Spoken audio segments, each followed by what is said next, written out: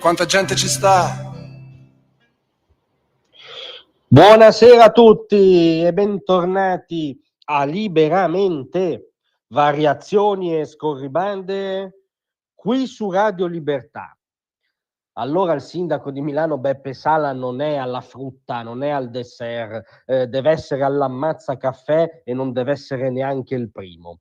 E sì, perché non solo la sua giunta è avvitata e di fatto la sua attività è resa ancora più immobile dal pasticciaccio sull'edilizia, l'inchiesta che ne è conseguita, che da un punto di vista giudiziario per qualunque garantista, come abbiamo detto qui per primi, lascia molti dubbi, ma che scoperchia un modello Milano e apre anche delle fratture politiche all'interno della giunta. Non solo, vede ormai sempre più larghi strati di città cadere preda dell'insicurezza diffusa, dell'abbandono diffuso, ormai il milanese ha la percezione proprio totale dell'immobilismo della giunta Sala, ma adesso Beppe Sala viene preso a pesci in faccia anche dalla flottiglia, non esattamente un gruppo umano sinonimo di lucidità e connessione coi tempi, visto le ultime notizie del Medio Oriente, che poi sono, come dire, sussulti della storia, no? Che hanno ridicolizzato ulteriormente la pseudo-impresa dei flottiglianti. Eppure Sala riesce a farsi prendere a pesci in faccia anche da lor signori.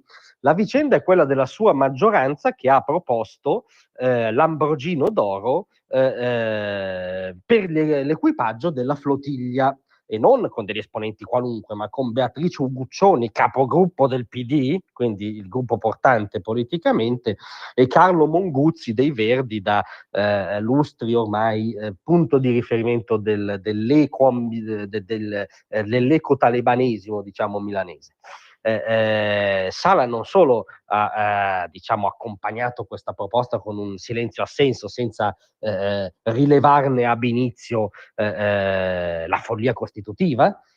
Non si capisce cosa c'entri la flottiglia con un premio che riconosce attività svolte a lustro della città e della storia di Milano, ma adesso si vede appunto recapitare il rifiuto preventivo dalla flottiglia ed è meraviglioso nella persona di Margherita Cioppi, capo missione di Arci e dell'imbarcazione Karma nell'ambito della Global Subud Flottiglia, che ha scritto un lungo post sui suoi social per dare il 2 di picche a Sala e alla sua maggioranza. Non è coi premi che si dimostra da che parte stare, cioè non è sufficiente, non dovete darmi Lamborghini, insomma, probabilmente dovete neanche in realtà neanche mettere la bandiera palestinese nella sala consigliare, perché la Palestina, mas compresa, ha firmato la pace, quindi non si sa cosa vogliono, ma in ogni caso a questa signora non va bene e respinge a priori l'idea di ricevere l'Ambrogino d'Oro. Perché lo respinge? Perché, virgolette, il comune di Milano non ha ancora reciso il gemellaggio con Tel Aviv. È questa la gravità, che il comune di Milano continua a essere gemellato con una delle capitali più innovative e stimolanti del globo.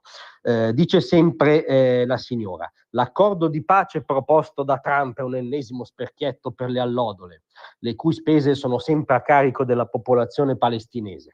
Sì, si è dimenticata, scusate, di avvisare la medesima popolazione palestinese che festeggiava nelle strade di Gaza l'accordo di pace di Trump.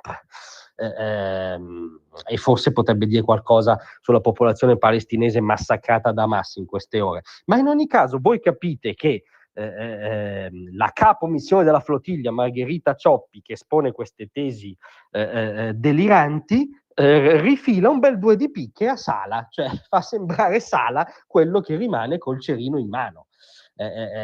Capite che vuol dire essere oltre l'ammazza caffè. Tra l'altro lo stesso Sala aveva appena, perché ricordiamo che l'Ambrogino d'Oro è assegnato da un'apposita commissione del comune, il sindaco però ha potere di veto, quindi può dire la sua.